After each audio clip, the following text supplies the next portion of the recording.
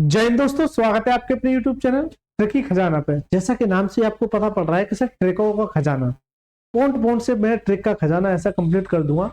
इसमें मैं साधारण ब्याज के दो ऐसे प्रश्न लेके आया हूं जो एग्जाम में आपकी काफी मदद कर सकते हैं। ठीक है मेरे दोस्त, ये दो प्रश्न है जो एग्जाम में आपकी काफी मदद कर सकते हैं। जैसा कि स्क्रीन पर दिख रहा है आपको, ये अक्सर ऐसे सवाल पूछ ले जाते हैं और बच्चे थोड़ा सा परेशान होते रहते हैं।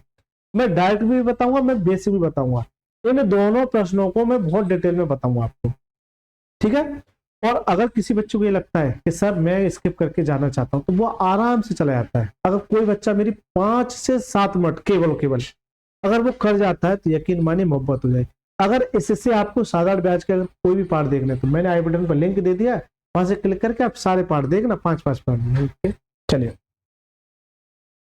अगर आप इस प्रश्न को पढ़ोगे, अच्छा इस प्रश्न को करने से पहले आप ये प्रश्न देखो, इससे आसानी से समझ में आएगा। एक निश्चित राशि पर 6 वर्षों के लिए साधारण ब्याज उस राशि का 3/5 भाग है।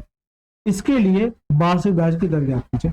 ये कह रहा है कि सर साधारण ब्याज धनराशि P का 3/5 भाग है। एक बच्चा तो सर ऐसे करेगा, ठीक है। इसका डायरेक्ट बताऊंगा तो ये P इधर आ जाएगा, SI अपॉन में क्या आ जाएगा, P आ जाएगा, कितना 3/5 है। तो सर ये मेरा क्या है, P है, और ये क्या मेरा SI है।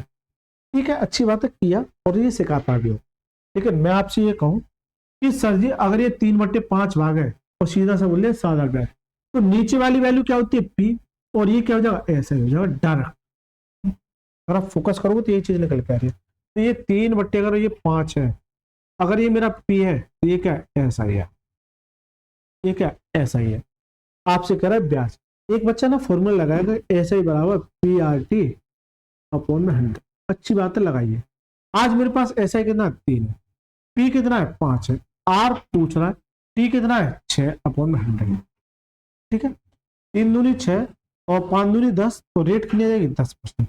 अच्छी बात है, आपने किया भी और मैंने सिखाया भी, नो डाउट 10%। लेकिन मैं थोड़ा सा स्मार्ट तरीका मैं आपको समझाऊंगा। SI बराबर क्या होता है, PRT अपॉन में 100 होता है। आपसे जो पूछ रहा है रेट पूछ रहा है, इसका मतलब ये कि ये और ये P और T इसके बट्टे में, SI अपॉन में P इंटू T इसके बट्टे में आ जाएगा, और ये मेरा 100 इधर आके मल्टीप्लाई होगा, ये क्या जाएगा R। अब एक बच्चा कैसा फॉर्मूला याद करने की जरूरत है, नहीं सर आप फॉर्मूला याद मत कीजिए। यानी कि कितना ब्याज मिला कितने धन पर और कितने समय के लिए, ये किसके बराबर आ जाएगा, R के बराबर। इस कंसेप्ट को सर इसमें लगा सकते हैं। आपसे कह रहा है रेट परसेंट, तो रेट कैसे निकालते हैं, सर कितना ब्याज यानी 3 ब्याज, कितने धन पर P यानी 5 पर, और कितने समय के लिए। तो कोई अगर ब्याज मिलता है तो किसी ना किसी धन पर मिलेगा, और कितने समय के लिए, 6 समय के लिए, इंटू 100। अगर आप इस चीज को फोकस करोगे तो इस लाइन को यहाँ खत्म भी कर सकते हैं। ठीक है, तो मैं डायरेक्ट यहाँ मूव कर गया, 3 से काटोगे 2 बार, और 5 दूनी 10, कितना जाएगा 10% होगा, कितना जाएगा 10%। तो ये थोड़े से स्मार्ट तरीके होते हैं जो मैं आपके लिए उठा के लेके आऊँ। इसका जो करेक्ट आंसर क्या है, ऑप्शन नंबर सी इसका रहेगा। करेक्ट आंसर क्या है इसका, ऑप्शन नंबर सी रहेगा। चलिए, अगर आप इस सवाल को फोकस करोगे तो किसी राशि पर 8 वर्षों का साधारण ब्याज 3/5 में है, कितना 3/5 में। अगर ये P है तो ये क्या है, SI है। सवाल हो गया सर खत्म,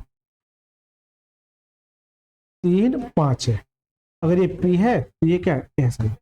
आपसे कह रहा है कि दर बता दो, तो सर रेट कैसे निकालते, सर रेट निकालते, रेट परसेंटेज कैसे निकालते हैं कि सर कितना ब्याज मिला, यानी 3 ब्याज मिला, कितने दर पर, 5 पर, कितने समय के लिए, 8 समय के लिए, इंटू 100।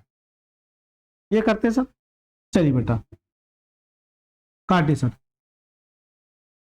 अगर आप काट लीजिएगा तो 8 40 ये आ जाएगा, और 1 0 से 1 0, 2 5 10 और 2 दूनी 4, नया 15/2 आ जाएगा। इसे काट पीट करोगे तो कितना जाएगा, 7.5।